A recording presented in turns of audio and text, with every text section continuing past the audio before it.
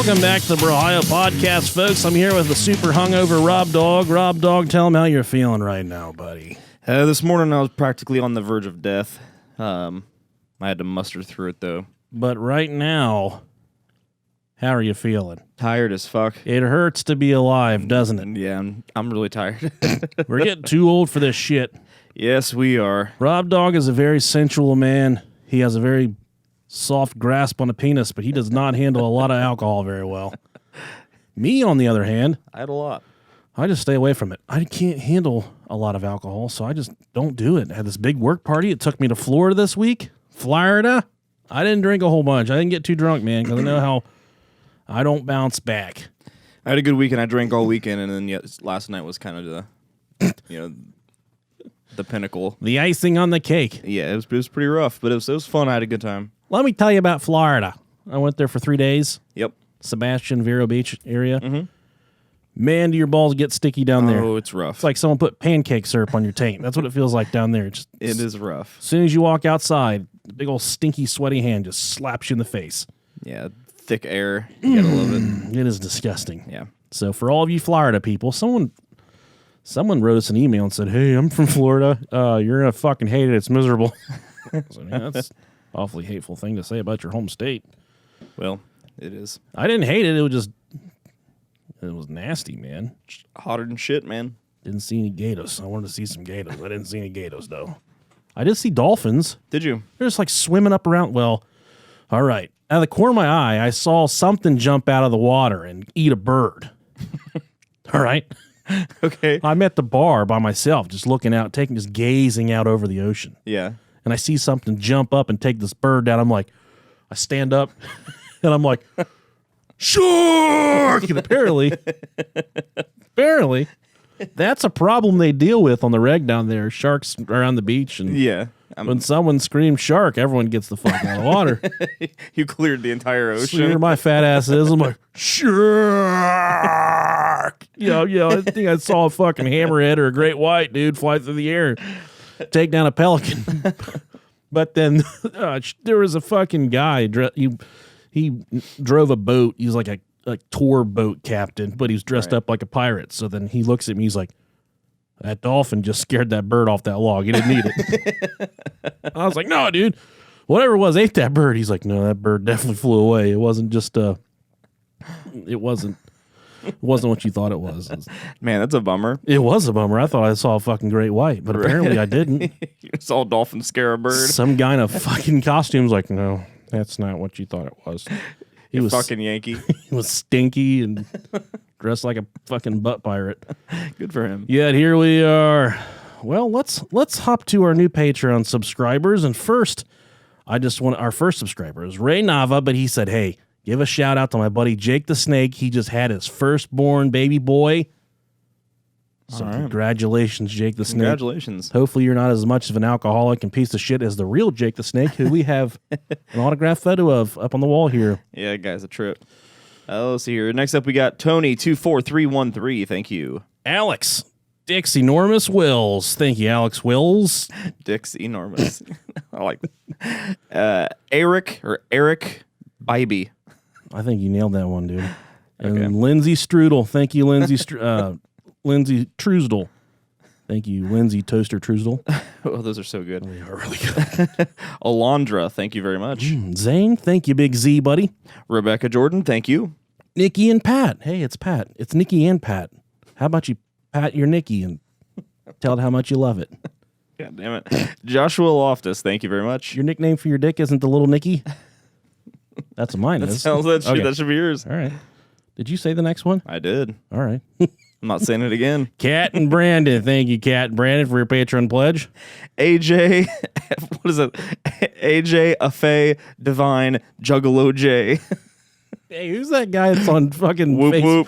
Who's that guy on Facebook that's been That going jumps around? into the microwave and He's shit? much my clown love. This is for my juggalos and juggalettes. And then he fucking jumps on something harder. He runs into the back of his dad's truck. And it always says, like, in parentheses, like, McFoley style. Or like, Gotta get him on here, dude. I know. That guy's wild. He jumps on, like, barbed wire and shit. This is for my juggalos and juggalettes.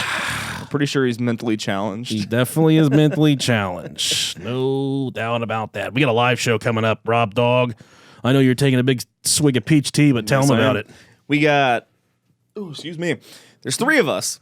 It is us, of course, Justin Rimmel from the Sexy Mysterious Circumstances podcast, and then the always sexy as well, Jerry and Tracy from Hillbilly Horror Stories. This is Saturday, June 22nd, 2019 in Indianapolis, Indiana.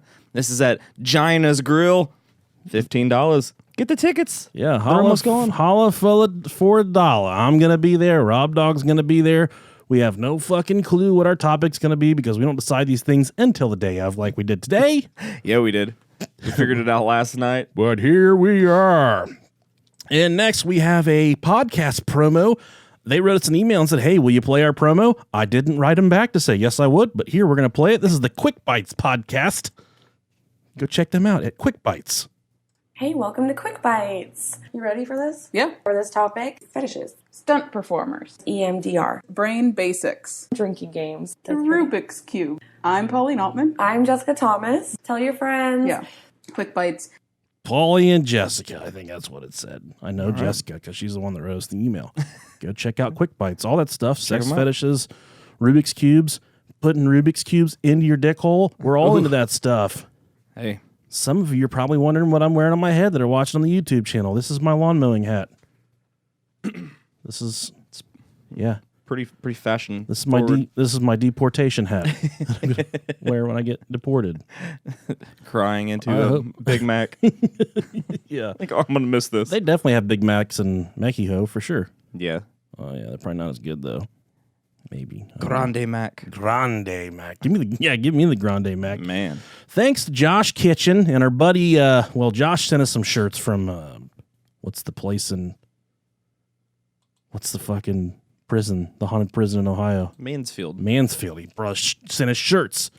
As you remember, Josh was in charge of the Aleister Crowley episode. Yep. Thank you so much for that, buddy. We appreciate the you. shirts.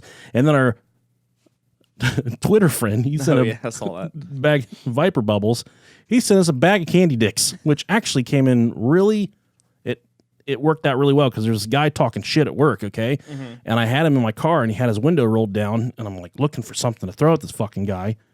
And all I could find was this bag of dicks that I had in my seat that I hadn't taken in my house yet.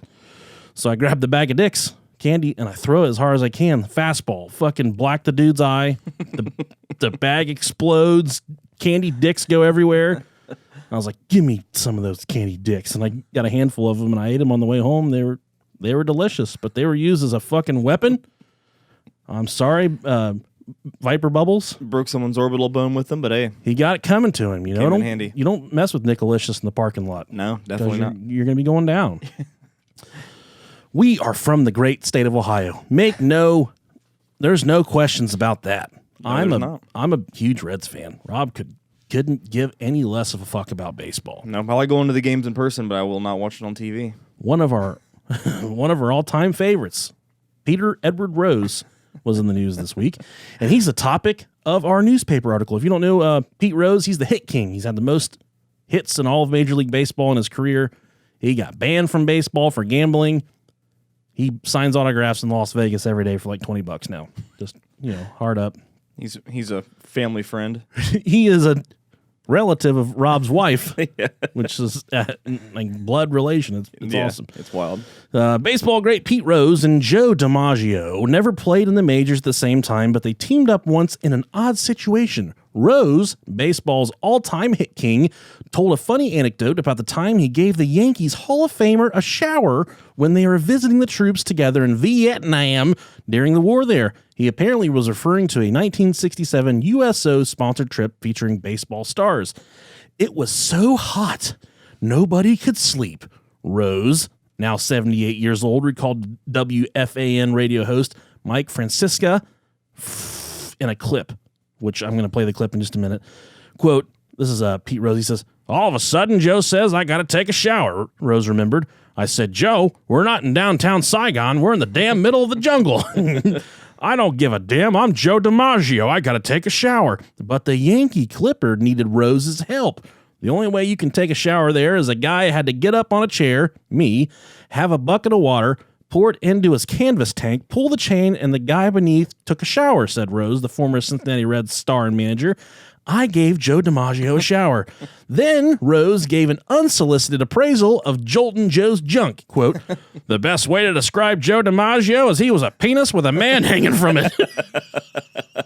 That's a big old dick, dude. That's a huge dick. That's a big motherfucking dick. You think I was swinging that baseball bat hard, you should see my wiener. Rose, penis with a man hanging from it. Rose, who's promoting a new book, quote, Play Hungry, the making of a baseball player, is banned from baseball for life for gambling, but stories like this, which he has told before, make us glad he isn't banned from the talk radio circuit. And here's the clip in question. We're down in, as you may not know, South Vietnam is a jungle. He went to Vietnam with Joe DiMaggio on a tour. Yeah, 23 days I lived with Joe.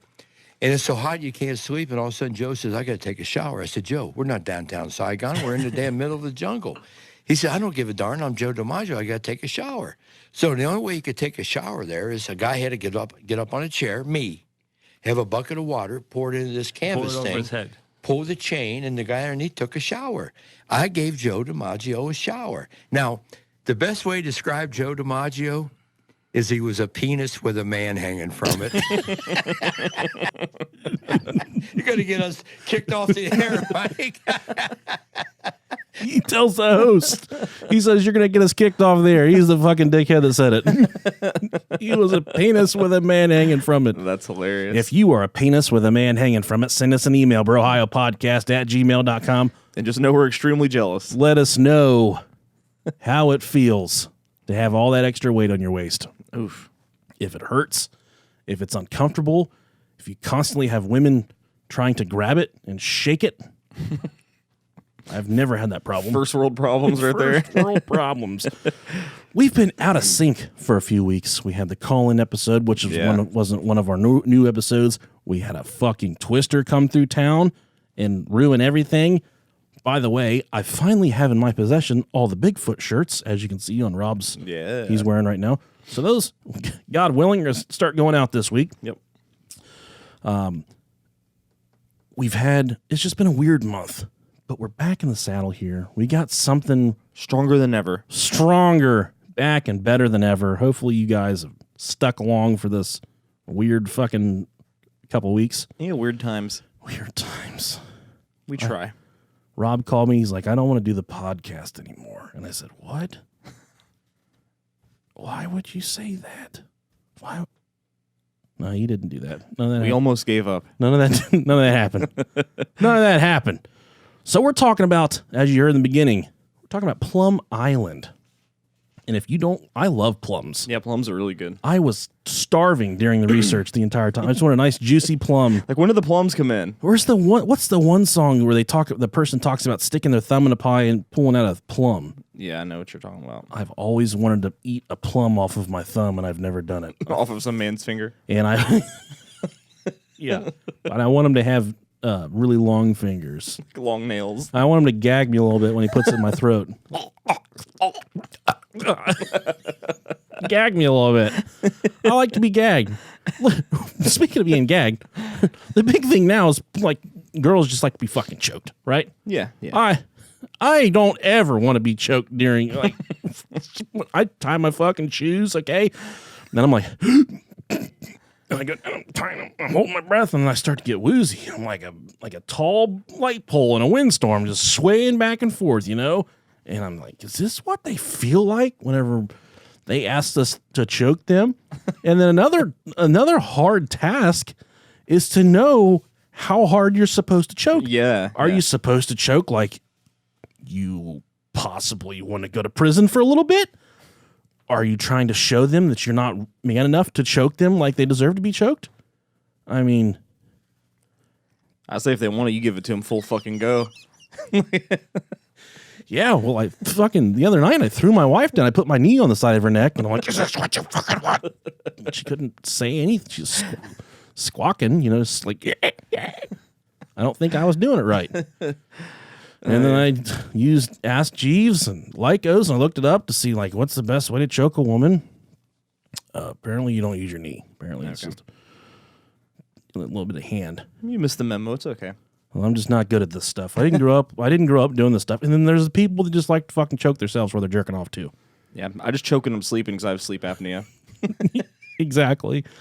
I used to be like I got to the point I was so fat I had to sleep face down in order to not snore. Now I'm so fat now that all the like the Dorito juice and orange juice I've drank all day long starts to pool in my throat while I'm sleeping face down, and I choke face down now. So I'm just gonna die in my sleep soon. We got all this shit just like clogging me up.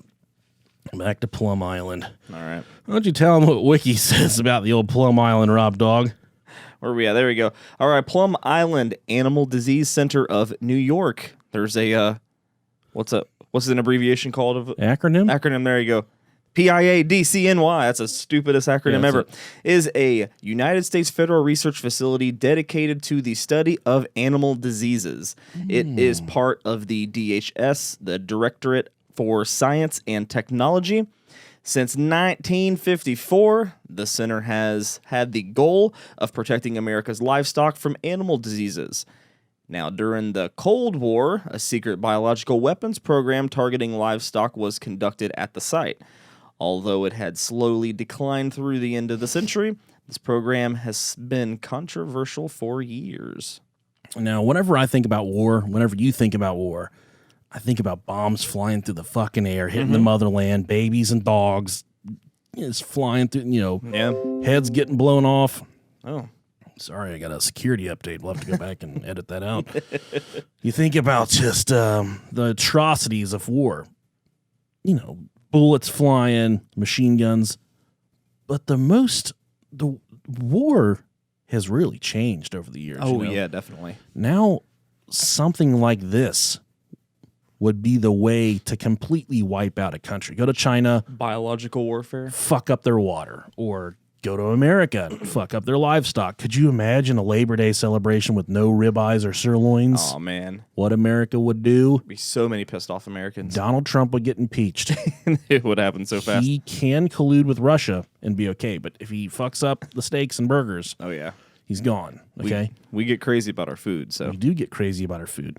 Even more so if you infect the food and make it to where it kills all of us because we're so fat and we couldn't rely on anything else.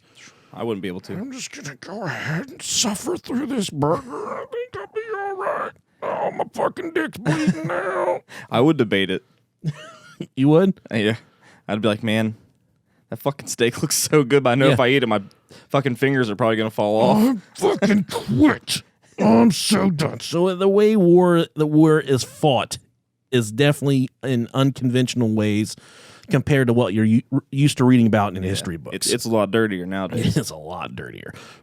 I think one of the first things, if we're attacked by another country, say North Korea, if you guys are not listening because you're not allowed to listen to the internet, I think the first thing someone like that would attack would be our power grid, Right. our water systems, something like that. But another thing would be our livestock, and that's kind of what this is in place for. The old what do we call it? The PIDC, the Plum Island Animal Disease Center of New York. They're in charge of researching all these different animal-borne pathogens that can just completely annihilate an entire population of livestock and get us all fucking sick. Fuck us all up.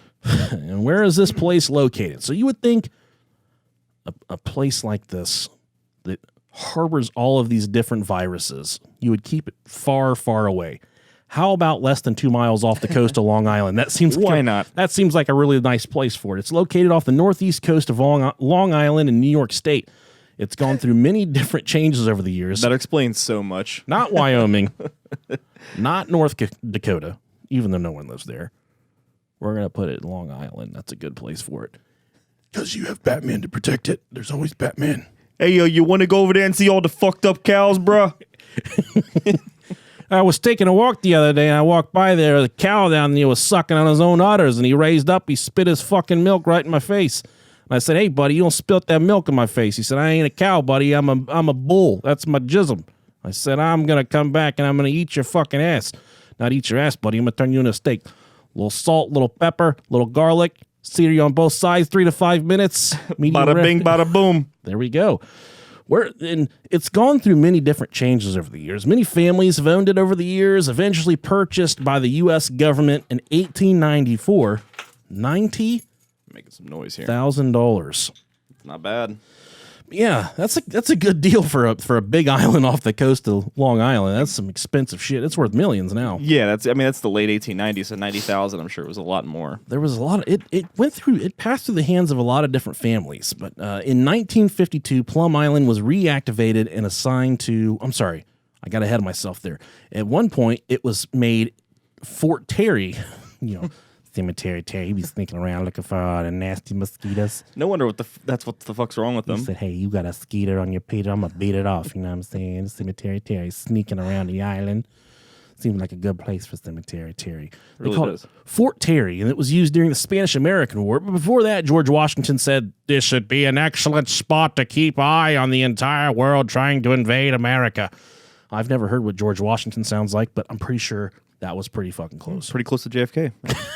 Yeah, that guy too. George Washington had wooden teeth, so he's probably just like... His mouth just clanked. Sound like someone was beating train whistles together whenever he talked. Aye. That 1952 Plum Island. What are sugar plums? I don't know. Those sound delicious too. It's a fairy's pussy. Or its asshole.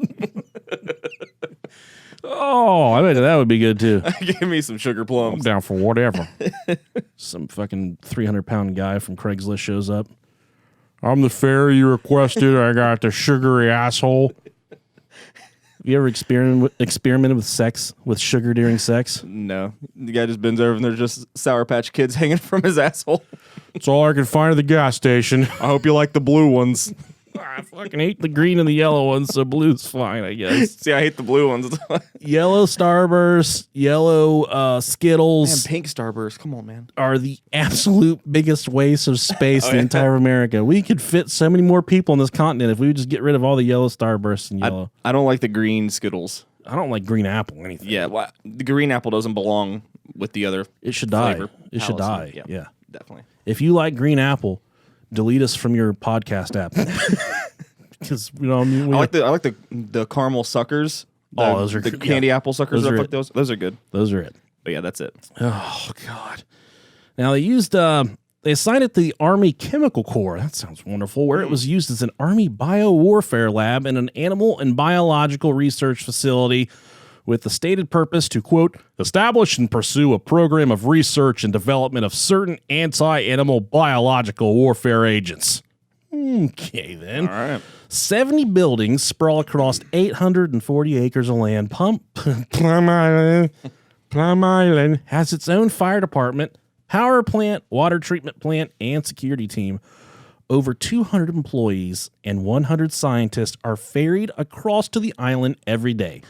The island is publicly disclosed as a biosafety level 3 rated facility, but insiders note that the types of experiments conducted there require a level 4 security rating, the highest possible security rating. For instance, the Plum Island Laboratory is the only place in the country where research on the highly contagious foot and mouth disease is permitted.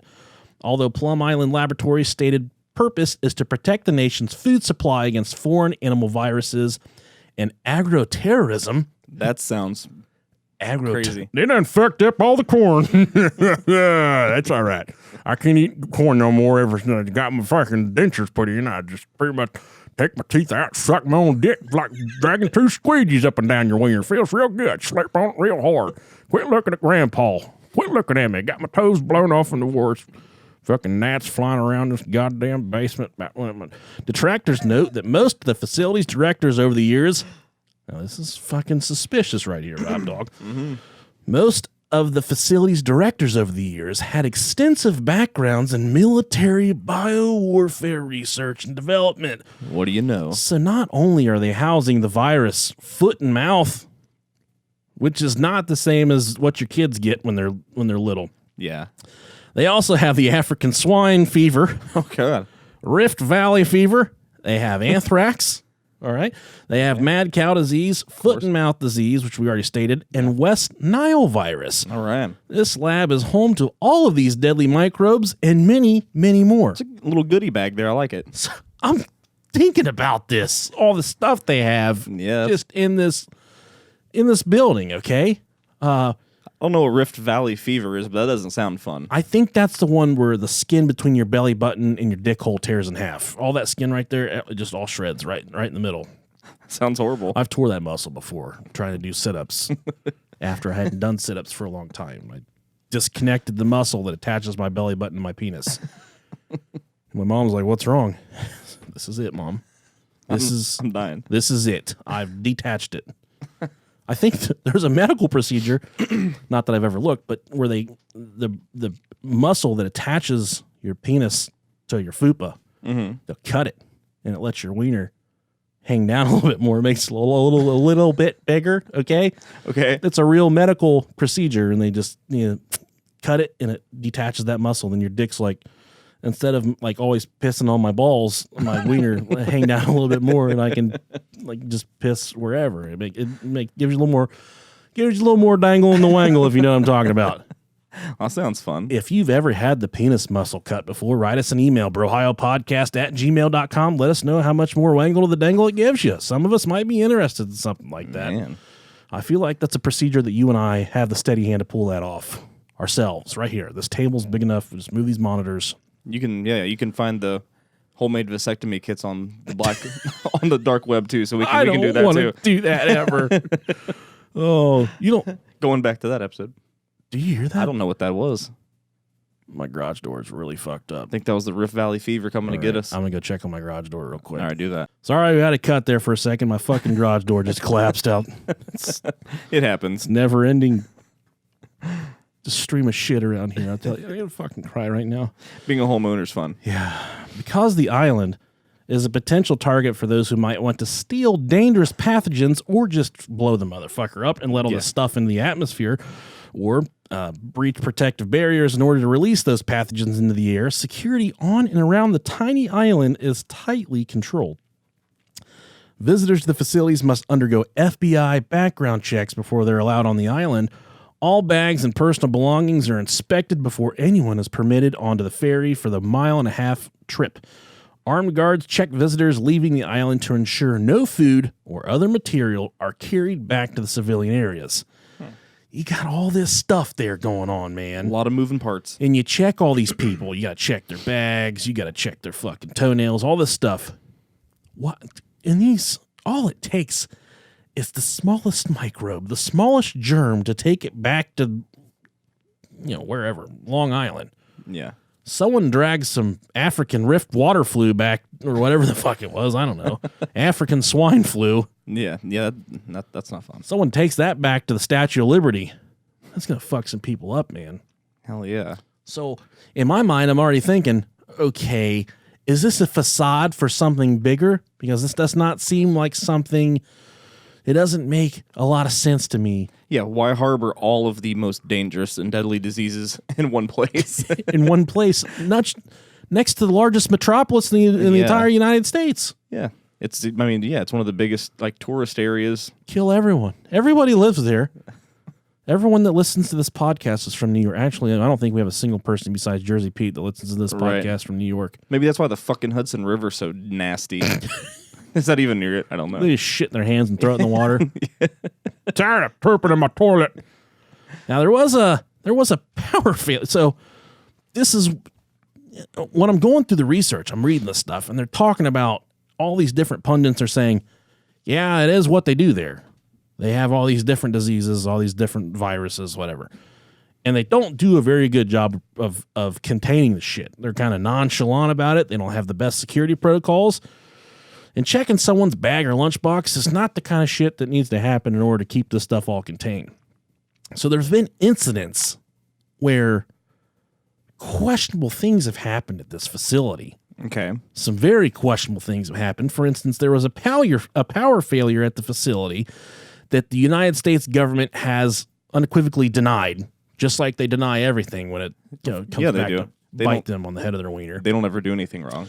It says Plum Island has experienced several serious safety incidents in the past, most of which were initially denied. Lab 257, where most of the work on the most virulent diseases takes place, was constructed and outfitted with a number of safety features: airlocks, sewage treatment systems that keep herds of infected animals on the premises, deep refrigeration units, and air filters. Regardless, in 1991, Hurricane Bob He strolls through there with his walking cane. Hold on a second. I gotta get through this, Rob. Hurricane Bob, the most nonchalant hurricane in the history of the world. Oh, He has his Skechers laced up real tight. yeah. And as you can see off the coast here, coming through the tropics, we have some activity stirring up. This one's going to be Hurricane Bob. You can expect it to collect disability, Social Security for being obese and being an alcoholic and not doing much else. But this is undoubtedly Hurricane Bob. And it reminds me, I had a run-in with a man named Hurricane Bob in my life. And I'll tell you about it after I do this. Hurricane Bob knocked out power on the island for several hours, disabling air pressure systems that ensured that the viruses were contained.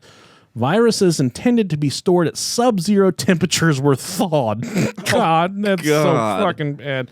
I went to work and when I came home, my penis itched, but I had to use my forehead to itch it. Pumps and sewage tanks stopped and the tanks overflowed. Oh, God. Whether viruses or pathogens escaped at that time is not known, or at least has never been admitted. In fact, lab administration and the U.S. Department of Agriculture initially denied the event even happened.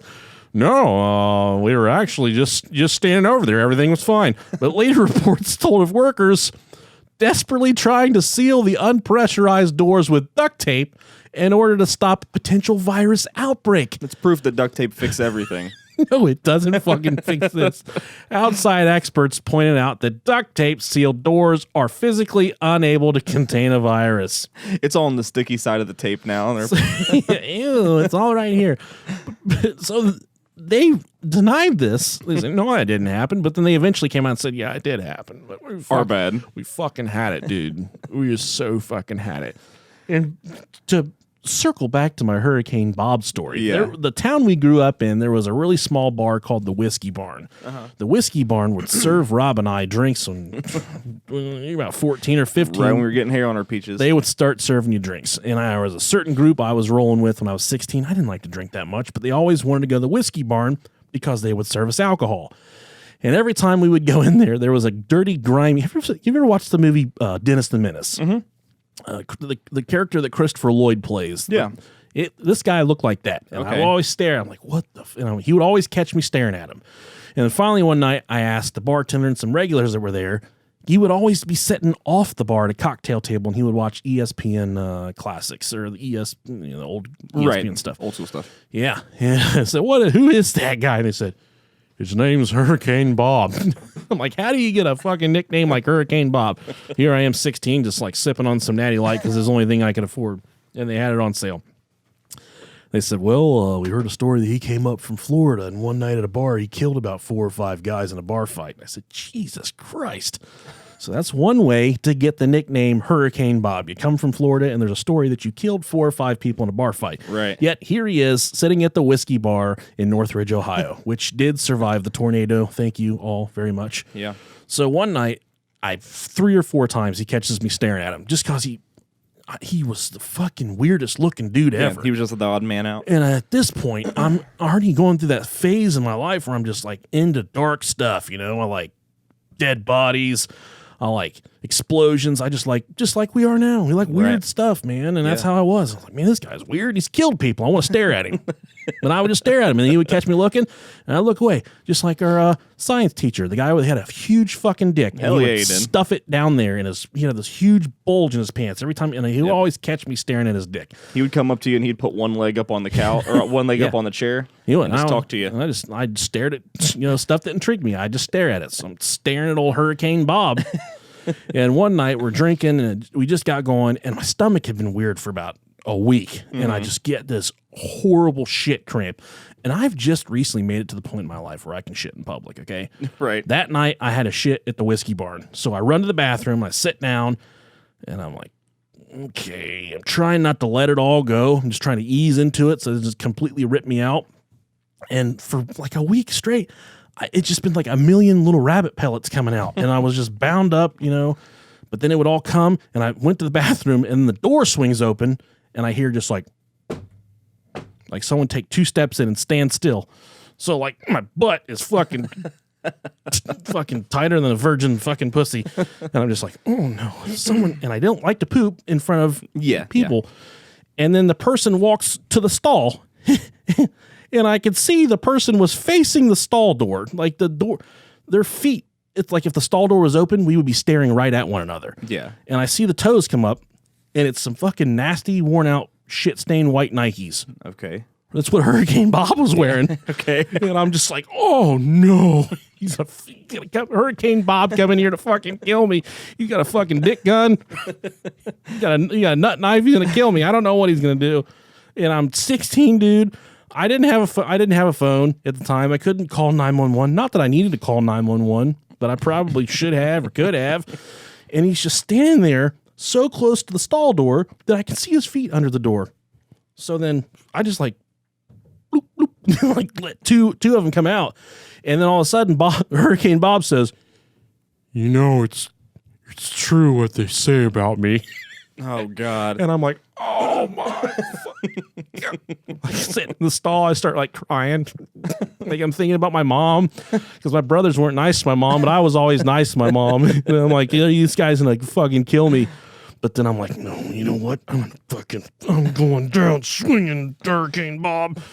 So then I grab the toilet paper because I'm gonna wipe. I'm gonna get out and be like, what's up, motherfucker? What's up, Hurricane Bob?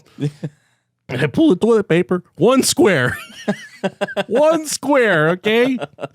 So I wrap it around my middle finger and I'm just like, I start to drag it across my butthole real slow, okay? So then I've got the tactic in my back pocket. If he gets sideways, I'm just going to fucking stink eye him. I'm going to shove a turd finger in his eye because I don't have any toilet paper.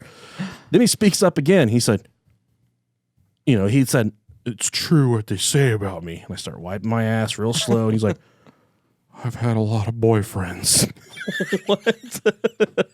Like, stop. I stop with my finger halfway in my asshole. Just stop. And he said, and I do like to take things real slow. He says this. I like to take things real slow as I have my finger fucking gently, slowly pulling it across my butthole. Like, me too, buddy. And I say to myself, oh man, this guy wants to fuck me. And I wasn't into gay stuff yet. But the thought of like my first time being with someone stinky and slimy like that, I said, I don't know. I probably wouldn't like it very much. So then I just keep on sitting there and shaking. And eventually the son of a bitch just turns around and walks out. And I'm like, oh man, fuck. I still had shit up and down my ass. I pulled my pants up. I walked out there. I said, we gotta go. And I looked around and Hurricane Bob's not out there. Man. And I'm like, where the fuck did that guy go? They said, he walked out, he left. And I'm like, you guys, you got to follow me to the parking lot. I'm leaving, but you guys got to go with me. I'm leaving. So we went back up there a couple weeks later. Hurricane Bob wasn't there. And I said, where's Hurricane Bob? They said, he hasn't been back since that night that you guys were here a couple weeks ago. And in the back of my mind, I'm thinking, what was that guy trying to do to me? Man. He said, I've had a lot of boyfriends. It's true what they say about me. I'm Hurricane Bob, motherfucker. Wow. Yeah, that's my Hurricane Bob story. Isn't that nasty? Man. The worst part about that story, 1 square toilet paper. That's pretty rough. That's pretty rough. That's hard I was times. fucking MacGyver. For then on. I should have took my underwear off and wiped my ass with them and just threw them in the toilet. Well, now what I would do with something like that, I would just pull my pants up and get up and walk out and just say, I'm going to live with shitty butthole for the rest of the day. I'm going to live with a shitty butthole. Now, next we're going to talk about the foot and mouth disease outbreaks, which are, my kids have had hand, foot, and mouth. It's a nasty, nasty rash they get on the bottom of their feet, the palms of their hands, in their mouth. It's a bad fucking deal, but as far as agriculturally speaking, hooved animals, foot and mouth is substantially different. And it's not been confirmed, but I don't think you can't infect humans. Like animals can't infect humans with it. So, okay. But nonetheless, it's very scary shit. The UK just went through an outbreak here recently, but it says because congressional law stipulates that live foot and mouth disease virus cannot be studied on the mainland, Plum Island Animal Disease Center is unique in that it is the only laboratory in the U.S. equipped with research facilities that permit the study of foot and mouth disease. It is also unique in that it is the only laboratory to experience not one, but 2 uncontrolled foot and mouth outbreaks. In 1978, a foot and mouth outbreak occurred among animals in the pens outside the laboratory. All animals were quickly destroyed. Another series of foot and mouth outbreaks occurred in 2004 when the disease was accidentally released within the laboratory. So why I got a little bit here in reference to foot and mouth. Why don't you tell them about the old FMD there, Rob Dog? All right, so what is FMD? So foot and mouth disease, it is a highly contagious virus disease of animals. It is one of the most serious livestock diseases. It affects cloven, hooved animals, those with divided hooves, including cattle, buffalo, camels, sheep, goats, deer, and pigs. All of our favorite. All of our favorite. They all taste so good. It is found in many parts of the world and has been reported in countries in Africa, reported in Africa, the Middle East, Asia, South America. While it can cause serious production losses, the most significant impact of the disease occurs because of its effect. Did I hear that? Yeah, because of its effect on trade in livestock and livestock products. Countries without the disease, which include many of Australia's major trading partners, do not import them from. I feel like that sounds weird. I'm a horrible reader, so No, it's fine. or severely restrict imports from FMD infected countries. Now, although FMD is not very lethal in adult animals, it can kill young animals and cause serious production losses. The clinical signs are fever, followed by the appearance of vesicles, kind of like testicles, but Fluid-filled blisters. yeah, that sounds absolutely horrible. Between the toes and on the heels, on mammary glands, and especially on the lips and tongue and oh my palate. God. Whew. These vesicle testicles often combine to form large, swollen blisters that erupt to leave raw, painful ulcers that can take up to 10 days to heal. Now, foot lesions leave animals leave them lame and unable to walk or feed or walk to feed or water, and that's horrible. The tongue and mouth lesions are very painful and cause animals to drool and to stop eating. Adults usually begin eating again after a few days, but the young animals may weaken and die or be left with foot deformities or damage to the mammary glands. God, so this is not necessarily mad cow and swine flu, that stuff. If we ingest that, it's the fucking end. Yeah. What this does is it's so contagious that it can get on the farm equipment, the fences, the grass, the feeding areas, and it's transmitted from animal to animal. And essentially, it kills off the population rapidly. The young especially. The UK had an outbreak fairly recently. When I say outbreak, they got on this thing fast, and it cost the UK $500 million to contain this in just the short amount of time and there was so many animals that had to be euthanized and destroyed. That this is something that I don't think it would signal the end of the United States of America, but an outbreak like this could essentially wipe out all of the livestock in the country, and it would take America billions upon billions of dollars to fix something like this. And not only would it do that, but then the harm that it would cause to farmers. Oh, yeah, that'd be devastating. It would completely destroy our economy. Mm-hmm. Not that, our economy was 10 years ago, it was fucking destroyed anyway. So we can go back to ground zero. We can do it all over again. So this is a really scary illness that this place is testing. They're kind of, in the literature, it says that it can't be contained, it can't be held or tested on the mainland. So they said, how about a mile and a half off of Long Island? Like I said before, I think we'll do it there. This stuff is so fucking bad. We don't want it in America, but you guys can test it there. That sounds fine. Just send it out a mile. We'll be good. Now there was also there's the talks that it's been bioweapon research facility over the years as well. So they absolutely have had the people on staff that we can absolutely connect the dots here and say with all certainty, yes, this place was a biowarfare research facility. Cuba, they still claim to this day that America, I guess, did some things to them, and they point to Plum Island, and I'll tell you guys about that. It's widely believed that Plum Island is specifically engaged in the study of zoonotic. That sounds really fucking hot. Yeah, it's like erotic zoo animals. Zoophilia. You like that shit, Mr. Hands? You like a big horse dick turn you in half? Zoonotic diseases. Diseases that can be transmitted from animals to humans. Oh, those are the absolute best. Like West Nile, Lyme disease, and the Ebola virus. The Cuban government alleges that in 1960s and 70s, bioweapons developed at Plum Island were deployed against Cuban agriculture, targeting pork, tobacco, and sugar cane. The lab, of course, denies these allegations. Still, Plum Island administrators remain very tight-lipped about the facility, its safety mechanisms, and its true purpose. Even in dire circumstances, the Plum Island lab will hold its secrets tight. When Plum Island employees on the mainland came down with mysterious illnesses, Plum Island doctors and technicians refused to assist their doctors in the diagnosis of the puzzling ailments. So Cuba, they definitely point the finger at us for that one about affecting their.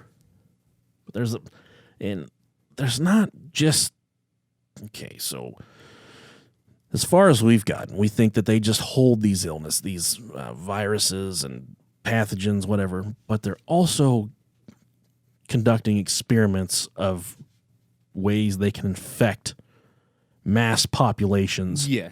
Using fleas, ticks, mosquitoes.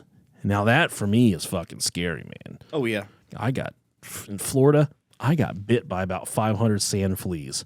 You want to talk about a piece of shit animal that's worthless to the fucking world. Well, especially when we get to talk about this next topic, it's terrifying. Yeah. I had a excuse me. The other day I was out in the middle of the country driving, going from one stop to another stop, and I had to pretty much cornfields on both sides, and then I had to stop by this farm that had a bunch of cattle, and I had to piss real bad, so I pulled over on the side of the road so I could piss. Did you call one of them over and just start peeing on its head to show dominance? Fucked it. No, I got back in the car, and I felt something fucking sting the back of my neck, and I reached back and pulled it, and there was a fucking tick on the back of my neck. Oh, dude. And I was like, man, good thing I got that before it started burrowing. What if it would have been a Russian tick and you got put microphones in your neck and stuff? So getting through it down, and then I saw it, and I grabbed some pliers and squashed it. popped that little dude. He wasn't getting no more of me. And when I was doing the research, I told Rob about this. We went through 1,000 different things to talk about this week. I found a project the U.S. government, it's confirmed they did it, called Acoustic Kitten or Acoustic Kitty Cat, Operation Acoustic Kitty. Yeah. And they took cats in Russia, and they cut these cats open, and they installed microphones and transmission equipment so they could send these cats around to spy on the Russians. And the problem that they ran into, imagine this, is they couldn't get the cats to do what they wanted them to do. So They're cats. they got the microphones to work, and the U.S. government was really going to do this. Meow. Yeah. And apparently the cats that they used did go on to live, full, long, healthy lives. But a cat does where the fuck a cat wants to do, and they couldn't get the cat to do. It's like, you know what, honey? I think Fluffy's a snitch. Yeah. Off with his head. Now, we're going to talk about Lyme disease for a second. And I think about, I didn't know how bad Lyme disease was. Oh, it's horrible. Man. It's horrible. It's a crippling, horrific disease. It can rob its victims of memory, concentration, sleep, and even vision. God, man. It can cause nerve damage, pain, numbness, and paralysis, chronic schizophrenia, and psychosis to its severe infections of the brain. Lyme disease was first reported in the United States in the old town of Old Lyme. So that's why we call it the Lyme disease. Hey. And this was in Connecticut in 1975. Lyme disease is caused by the bacterium Borrelia burgdorferi. Whoa. Burgdorferi. Burgdorferi. Deer ticks feed on blood, so essentially they feed on animals and human blood and therefore spread the disease. So where did Lyme disease come from? Where does this Lyme disease just pop up? And it's spread, like we said, via ticks and the bite of ticks. And Lyme disease is it's something that still happens to this day. You can still get Lyme disease. The first case of Lyme disease, like we said, was located in Old Lyme, Connecticut in 1975. Plum Island Animal Disease Center is not even 10 miles from Old Lyme, and it has the research facility coincidentally has a tick research lab. Tell me about that for a second, man.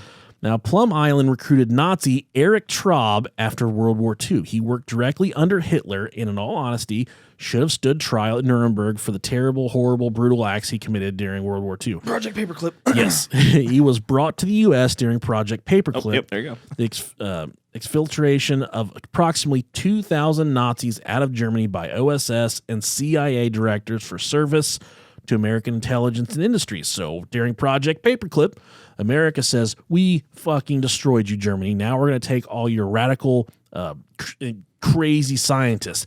And these scientists in Germany were doing some of the most atrocious things to humans in concentration camps. Oh, yeah. They were doing the most disgusting, foul, vile experiments that you can inflict on a person ever. And it's completely out of the scope of all humanity now. Something like this, I hope things like that don't still happen.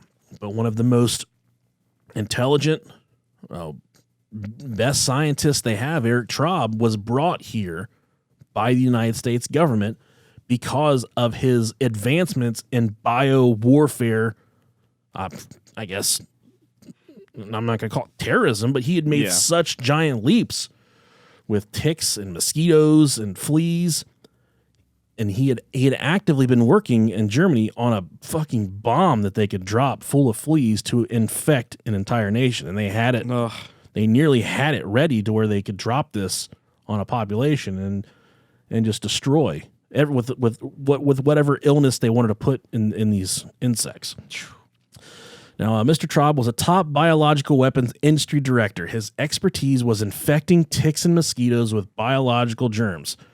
Working on, and he was actively, like I said, working on developing diseases that could be loaded into such insect vectors and spread into enemy territory as a bioweapon, eventually creating Lyme disease. So he's the fucking guy that created this shit, and he was working at the lab 10 miles from where the first Lyme disease case was found. And which could be carried in ticks on birds and other animals. It said that the island let the infected creatures roam the island, somewhat contained. Boats, birds, and people went on and off the island. The likelihood of an insect or tick going ashore with one of these government-created diseases, which eventually became known as Lyme disease, is a virtual certainty, as Lyme disease formed its name off the area where it's first discovered, like we said, Old Lyme, Connecticut, which is 10 miles away. This is from Agricultural Magazine, quote, "There are no secrets at Plum Island, but there is great caution. In foot and mouth disease alone, the Plum Island scientific team is working with a virus that, if let go in the U.S. livestock population, could cause anywhere from $54 million to $690 million to control even a small outbreak, and that doesn't even consider the approximately $4 billion annual loss in export sales of U.S. beef. Because of the dreadful potential consequences of that one disease, Congress decreed in the early 1950s that the FMD, foot and mouth disease virus, could only be studied off the U.S. mainland, in other words, on an island." So you want to call it a coincidence? Ooh, it's not a coincidence. Not at all. The top Nazi scientist that created Lyme disease is brought to this lab. This is where he was forced to work after the war. And 10 miles away. So they first start finding this shit. It's too convenient to be a coincidence. And also, the West Nile virus, the first ever case found of that, was in Queens, New York. I didn't know that. That's just as, it's a little bit further away, but Jesus Christ. All it takes is one mosquito to fly on this island, and hop on one of the, The fairies. something, the fairy's butthole, delicious butthole, like we talked in the beginning, or what, an infected horse or an infected Right. cow, just one quick suck, Done. and back to the mainland, and then it starts, man. So they, like we said in the beginning, they portray like this is an ultra lockdown, ultra, impenetrable place to get to, that nothing gets out. Well, it happens. It does happen, and it's scary to think about it. That something like that is next to such a huge metropolis, and I love steak, and I'm really upset about this because I really like food a lot. Yeah. You're fucking with my food, I man. had chicken for dinner, and it was really good. It I was? don't want swine flu in my chicken. I No. don't want any of that. No. So this is where it starts to get a little bit weirder. We've talked about the Montauk Monster before, Oh, yeah. but not very in depth as we are right now. There's a picture circulating on the internet of the Montauk Monster. It's this hairless, fleshy beast that washed up on the shores It's me. in Montauk, New York, in July of 2008. It was officially passed off as a turtle without a shell. Then they said, no, it's a dog. And finally it said, no, it's a raccoon. So Why not? it went through all, but then all the people that were there on the scene that saw this thing said this thing was approximately 6 feet 2 inches long. That's a fucking big goddamn raccoon right there. Bigger than both of us. Hey, I'm about to dunk this fucking basketball. I know I'm a raccoon. The raccoon on Guardians of the Galaxy, he's Yeah, not even that big. he's not even that tall, He's yeah. a rocket. He's little, man. Yeah. This is a big raccoon, 6'2". Jesus Christ. And also, so in I guess in respect to this, they eventually took this thing, and no one said where it went for sure. No one said exactly what it was, but then just a couple weeks later, something that looked just like it washed up again. Now this is just a few miles away from this facility, the Plum Island. Facility, yeah. And it's the whispers are that not only are they testing these illnesses and these viruses, they're also trying to genetically engineer these different kinds of animals and genetically engineer human animal hybrids is what the whispers and the conspiracy.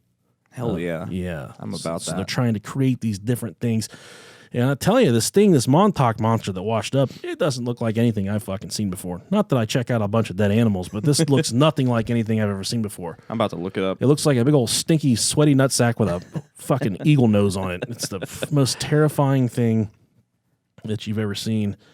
Now, witnesses say he was as tall as 6'2" and partially decomposed. It was reported as having long fingers and puncture holes in the skull. Oh, good for it. Yeah. Let's see here. And like we said, What the fuck is the this government thing? officials said that it was yeah, you're looking at it right now? Yeah. Yeah, dude. I don't know what it is. Why is it flipping off the camera? Look at Right it. here, fuck you, because he died, man. It's pissed off. They said it was a dog.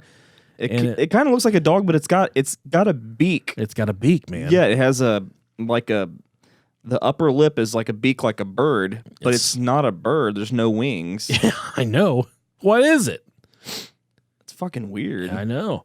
And they said it would be taken to a nearby facility for analysis and study. It wouldn't be something from Plum Island, definitely not from there. But even creepier. So this is going down this winding tunnel here. Now, this is just a few miles down the coast. So if something like that does get off the island, and it's not completely implausible to think that it would just wash, a few miles down the coast. And Right. that's where you'd find it. But at one point, it said there was a mutated human body found on Plum Island itself. On January 14th, 2010, a private security guard was patrolling the perimeter of the research facility on the southwest end of the island. Now, this is actually on the island itself. At about 4:15 p.m., when he came across what was described as the body of a human male measuring, maybe I got these numbers mixed up, but measuring 6'2" in height with a large build, wearing green cargo pants, a light green short sleeve shirt, and brown loafers. It doesn't seem too odd at first until one looks at some of the strange details of the corpse. The fingers of the unidentified male were said to be extremely elongated, and another odd detail was that he was found to have 5 symmetrical holes bored into his head either before or after death. There were no other signs of any sort of trauma on the body. Since there was no identification on the strange corpse, the Suffolk County Police ran a search through various databases, including military, criminal, missing persons, and fingerprint records, but nothing at all came up, and the mysterious body has remained unidentified. Oddly, the dead man was initially described as being a white male, yet the following day, the official report was that it was in fact a black male. A strange discrepancy in the reports that authorities explained away as a simple oversight with no further explanation. For many, this has combined with the mysterious location of the discovery and the strange state of the body, as well as the government's refusal to confirm or deny any part Plum Island had to play in the case, to the point something more secretive and sinister going on, such as perhaps evidence of some sort of human experimentation on the island that is being covered up. Considering that the whole report seems to have been forgotten and relegated to the background, it seems like we may never know for sure. Yeah, it definitely could be a hybrid. And This motherfucker. that died and they just dumped it in the water. He didn't even wash up. He's on the island. Yeah. He's got 5 holes drilled in his head, Rob Dog. If you go out for night, he's wearing green cargo pants. Yeah. He was ready to fucking party. He wanted to was. have the extra, if, he's out partying. She says, you hold my iPhone for me so I can suck your dick. He's like, I got you. I got cargo pockets, so let's do this. People die every day. People are murdered. People die unexplained deaths every day. People get in car accidents. Accidents happen, But people don't die with symmetrical 5 holes drilled in their skull. Yeah, definitely. That's abnormal. Shit doesn't happen, man. Right. Not to mention, this guy had fucking claw fingers. They said his fingers were elongated. He had excessively long fingers. Like big old fucking Grim Reaper fingers. You could have made someone very happy. He could have made me very happy. Yeah. And they say the tactic to do is to lie her on her back, put your fingers inside of her, and kind of push down on her stomach a little bit and make like a come here motion. That's from the Brohio Love Guru, the Delicious Nicolicious. If that works for you, send us an email, brohiopodcast@gmail.com. If you don't have super long fingers, like me, for instance, maybe that's something you could try. Use your dick. It doesn't work on man's butts. Well, it does. It could. It Yeah. could. It will make them come. I enjoy coming. Don't you, Rob? Every once in a while. Yeah. And hop on our Snapchat this week, and I want you guys to send videos to Rob of the sounds you make when you come, and I want you to be as creative as possible. If you want to email us the sounds you make when you come, we could, since those don't disappear, Yeah. we could play those on the air next week. So That'd be fun.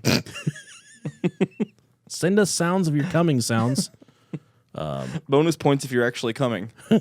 Yeah, you don't have to do that. Just let us know the sounds you make. Just like and the best sounds, we'll play them on the show next week. brohiopodcast@gmail.com. Because on It'll be a fun little montage. on Snapchat they disappear. Yeah. Let's do the email. Yeah. And next is a maybe true, maybe not story that I gathered from Reddit. All right, so take it for what it's worth. Take it for what it's worth. It's a creepy story in reference to Plum Island here. All right. It's a little bit of a long one, but Lengthy and stanky. we're gonna take a break and then we're gonna hit you with it. All right. Sounds good, right? Yeah. All right, so we are gonna read this story, but Rob and I are gonna rotate back and forth. It's pretty long. If one of us have to read all this, we're gonna fucking pass out. We will die. Yeah. So this is called "What Lives on Plum Island." I'll start, okay? All right. If you ask anyone from Long Island about Plum Island, they are likely to tell you horror stories, tall tales, and the like. You see, Plum Island is infamous for being home to Building 101, otherwise known as the Plum Island Animal Disease Center. Throughout its checkered past, even since it opened its doors in 1954, the facility has been concerned with one thing: the contagious and often dangerous diseases that can infect animals, chiefly livestock. The island is shrouded in mystery, and to this day, if you happen to navigate nearby it, you can see signs on the beaches that say no entry. So when I got the job offer to work on the island, I was more than a little skeptical.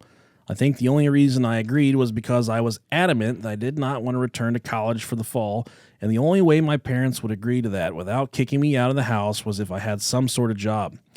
To this day, I don't know how my uncle got it. He always joked he had connections, and it turned out he wasn't kidding. When I got a letter from the U.S. Agricultural Department with a contract offer as an animal control specialist, the details were hazy, and all I could glean was that I would be part of an animal control unit. Still, the pay was good, and I figured it was better than spending 4 months at McDonald's. I did not even mind when it specifically said that I would not be able to talk to anyone or return to the mainland because at this point I was a loner and had begun to consciously avoid people.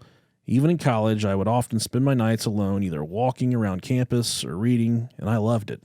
So 2 weeks later, amidst a tearful hug from my mom and a disapproving pat from my dad, I boarded the boat and headed to the island.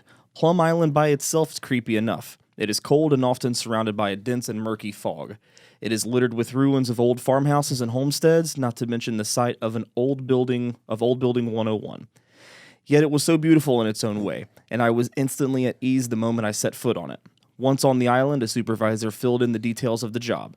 I and 2 other guys, we're going to call them X and Y, were in charge of exterminating all mammals on the island.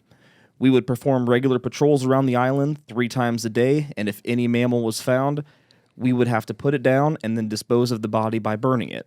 Gruesome, I know, but we had to do this to ensure that nothing left the island. If an outbreak got to the mainland, the results would have been disastrous. So we did our job every day, every week for almost 3 months.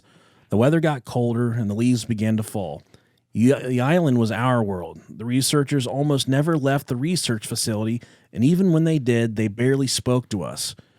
We 3 trackers became fast friends, partially because there was literally no one else whom we could talk to. Even though we had a TV, it earnestly felt like we were in another world. Everything on the television became almost alien, even news from our former towns. Instead, we knew every feature, every trail, and ruin on the island by heart. For the first time in my life, I could actually say I felt at peace. And our duties? I think we had to deal with a total of 4 incidents, and although it was especially daunting the first time, we slowly realized that it had to be done. It was not like we were doing this out of malice, and I give credit to the facility for giving us the most humane means to do it. In short, it was fairly calm, if boring job. Until December, that is. I remember it clearly because it happened immediately after the first snowfall. The island was beautiful, remote, and silent. On the beaches, the snowflakes falling and the dark gray waves crashing made it feel as if I was in a painting. During our walks, it felt as if we were in another time. Only the ruins and dirt roads served as a testament to man's presence on the island. But what I remember most was how in the snow there were tracks of something. By no means was I ever an expert of tracking animals, but I know for sure that it was not the typical raccoon or deer that made those tracks. Although we were puzzled, I remember thinking it was a dog or perhaps some coyote that somehow swam to the island. Either way, it was our job to hunt it down, and that's what we did. Every day followed the tracks, investigated where they led, only to find nothing. I swear we checked every burrow, every beach, every ruin on the island, but we found no trace of the beast itself. Instead, we found bloody stains in the snow and rip remains of birds that were literally torn into shreds. After about a week, we began leaving traps around the island. They were pretty archaic and consisted of bear traps and tripwires in conjunction with nets. Yet despite all of our hard work, none of the traps managed to catch it. I cannot tell you how frustrating it was to see our efforts end in failure every day. These efforts did not escape the notice of our prey, however. We began finding dead birds in the most conspicuous of places. Each was killed in the same way, neck broken, body savagely ripped to pieces, blood everywhere. Sometimes they would be right next to the trap we set up. Other times the body would be on the path that we traversed. X made the suggestion that it was playing with us, daring us to find it. It wanted to be noticed. And one night it got its wish. We woke up to find 3 corpses of birds in front of our cabin. Most unsettling was how clean the bodies were compared to the others, except for what looked like bite marks on their necks. The birds were completely intact. Trails of blood that led to the cabin came from the forest.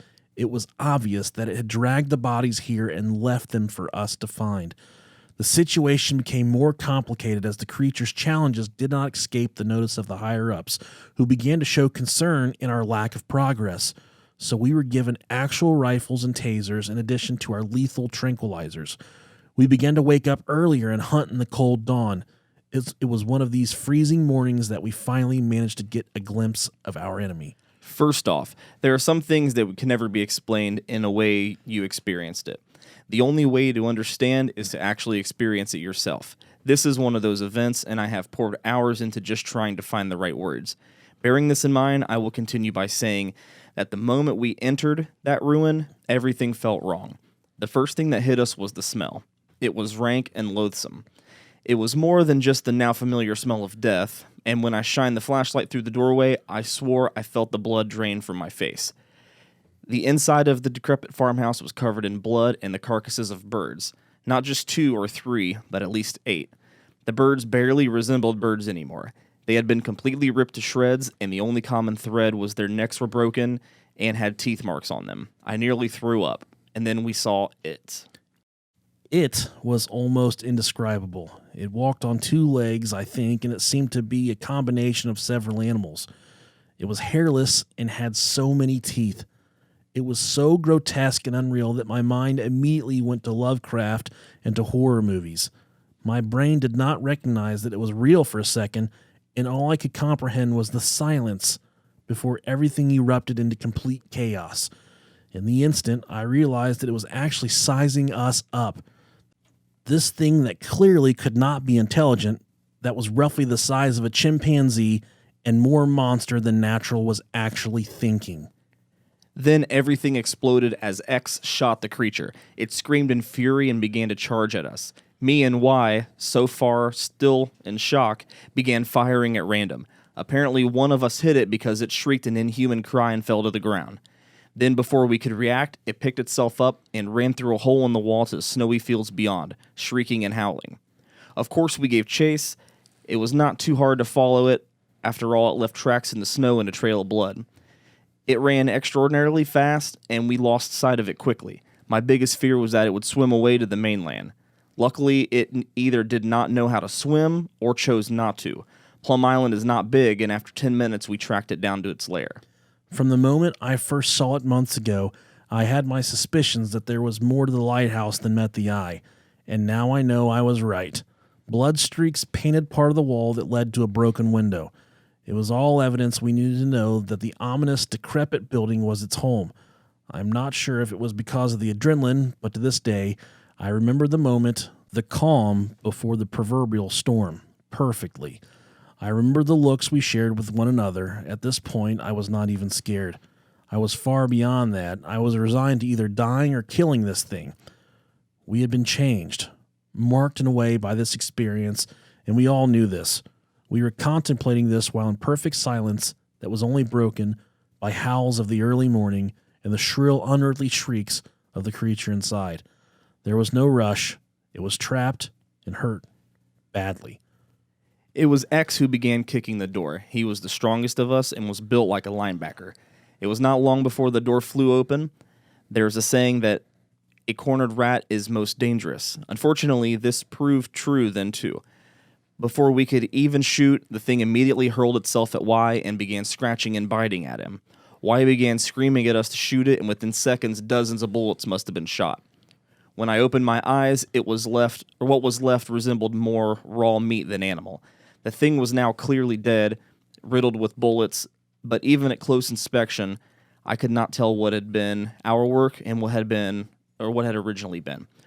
Y was all right physically, but a bit bloodied and bruised. Mentally, though, I don't know. He was very pale, and after we checked up on him, he said nothing. It was clear that he was disturbed by what had happened. Me and X discussed what to do with the body. It was hideous, flabby skin, and a face that resembled that of a monkey. It was muscular, but covered in sores and pus. In one word, grotesque. He wanted to bring it back, and I just wanted to burn it and be done with it. His reasoning was that the scientists had to know about it. Mine was that we three would gain nothing by letting them know about it. In the end, I won, and we left its smoldering remains behind.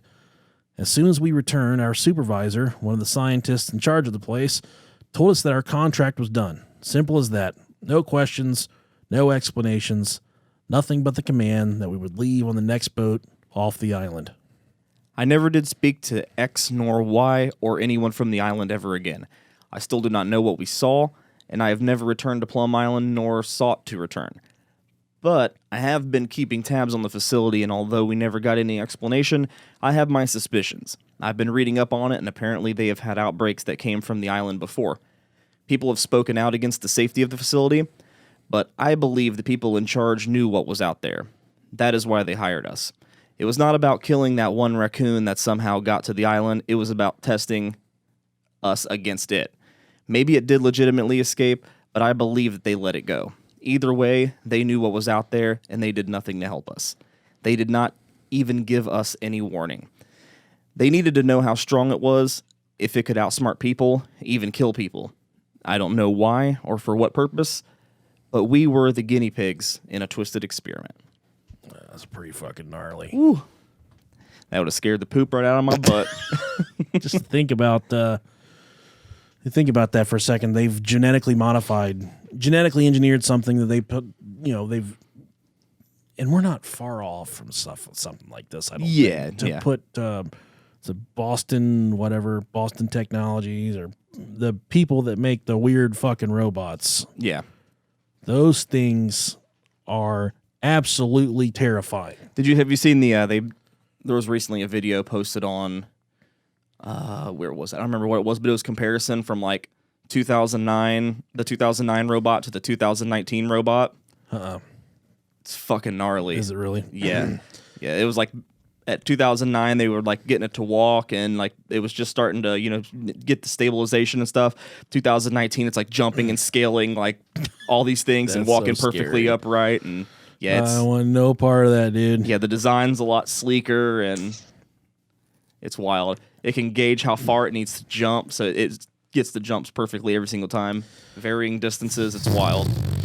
So the worst thing about all this thing going on in Plum Island is they're closing. The intention is within the next few years to close down Plum Island, which is, you would think that's probably a good thing, but they're not closing it down for good. They're moving their research and everything that goes along with it to Kansas. They have a facility that they're going to use in Kansas, right in the middle of the United States of America. Cool. So they no longer need to worry about infecting things on the coastline. They can just infect everybody in the heartland of America.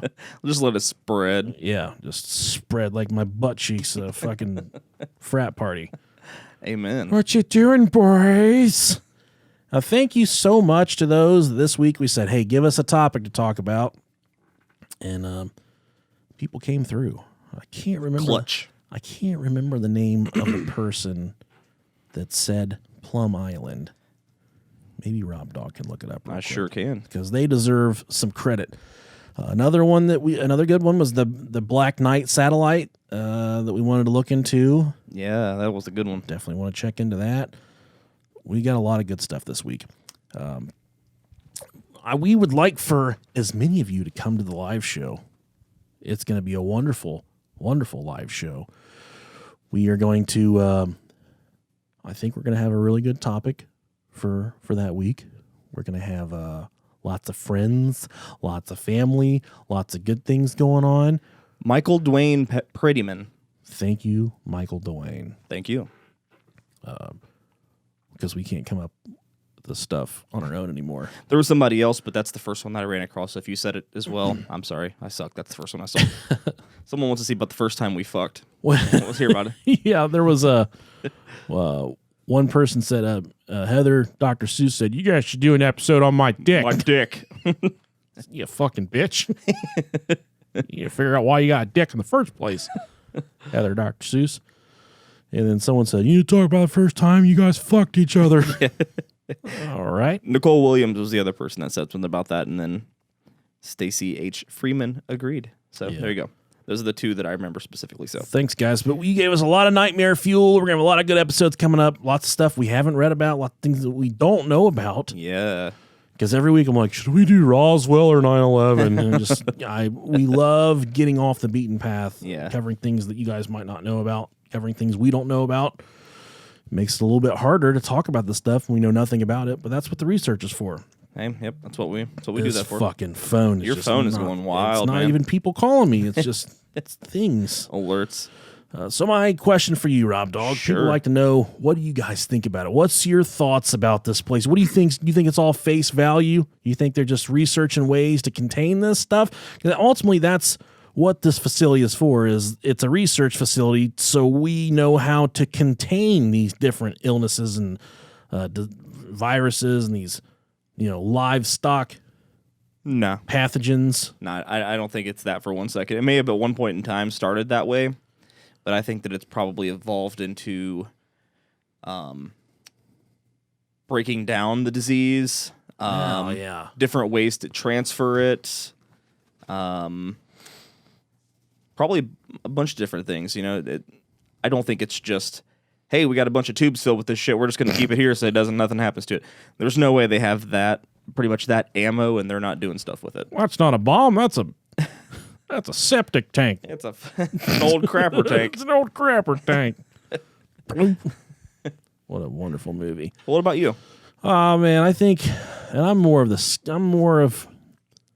You're the one that's kind of like, oh man, yeah, that's fucking cool. I think fucking aliens are doing it, and I'm more of the Yeah. one like, what about face value? For instance, 9/11. I'm a face Right. value guy. I don't think there's much to it.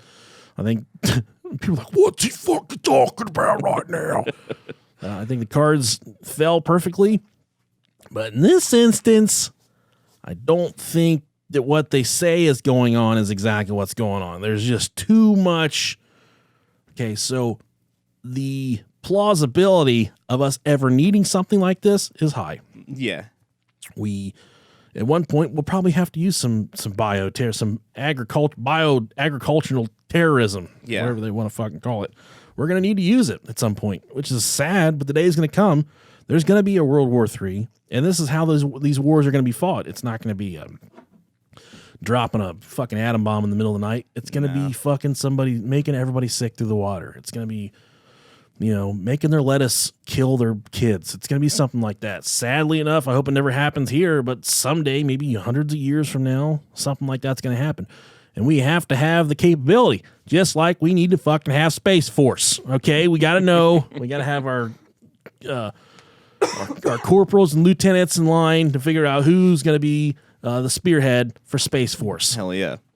Got to have Space Force. Sign me up. But we also need the capability to fuck. We want to be the first podcast in Space Force. Yeah. Somebody make that happen. Yes. Get Elon Musk on the horn. Exactly. I think there's much deeper than face value here. I think there's some really fucked up shit going on. For Absolutely. sure. Yeah. I think they probably have made mistakes and not necessarily known. If you don't know you did something, like you're driving behind a trucker and something falls off the back of his truck and hits your car, he's going to keep driving. He doesn't know. It's his fault, but he just doesn't know. And I think in this instance here, if a fucking Lyme disease tick got loose, they didn't mean for it to happen. They didn't know it happened, but it did happen. So they're like, well, it wasn't us, but ultimately it probably was them that caused Yeah. Lyme disease. And that would be a big defeat to admit, to say, all right. Just like AIDS, which is one of the episodes. Actually, I was talking to one of our Patreon subscribers, Tyler, this week, and he wants to do how the AIDS was engineered by the U.S. government for population control. Yeah. Fucking mind blown, man. Oh, yeah, definitely. God, it's so crazy. It's so fucking crazy. Mm-hmm. There's just a lot that goes on with the inner workings of what we're looking at here. And I think, yeah, like you said, definitely not face value. Definitely some crazy shit going on. Right. Yeah, it's far-fetched to think that a facility exists to harness all of these Yeah. all of these diseases, and they're just keeping them there to hold. Yeah. just holding on to them like a fucking sperm bank. Right. There's got to be more stuff than that going on. There has to be. I got a sperm bank upstairs next to my bed. It's a sock. Ah, yeah. Yeah. The old stiff sock. The old crinkly sock. Oh, yeah. I think I've told this story before, maybe. Maybe I have, maybe I haven't. When I was a kid, I would always hear about how people would dump it in a sock. Mm-hmm. And I thought what people would do is they would get a boner, then put a sock on and just jerk off with the sock on. Oh, man. You want to talk about some bad nights. About a month straight, I thought that was the way to do it. And I said, man, this really fucking burns. I've got some race car burnouts on my wiener. This is bad. This is real bad news. But fortunately, my brother called me one night. He's like, you're doing it all wrong. You're doing it all wrong, sport. You're not supposed to fuck the thing. Yeah, you're going to catch that sock on fire and burn the fucking house down. Let old Jason show you how to do it. You got to, grab it like you're grabbing a salamander, like you're grabbing a little slippery lizard. I saw all kinds of lizards in Florida. They were fucking flying all over the place. They don't give a shit. They run the place. Yeah, I want to put one of those in my butt and see how it feels. If you ever put a lizard in your butt, write us an email, brohiopodcast@gmail.com. Fun episode this week. We're back in the saddle. We're back going in the right direction. Killing it. Yeah. Now we're going to stop and we're going to do a Blue Chew advertisement because you can use the Brohio promo code. Why wouldn't you? And get your free shipment. Get it. Get it. Get this. We love you. Thank you, guys. Love you.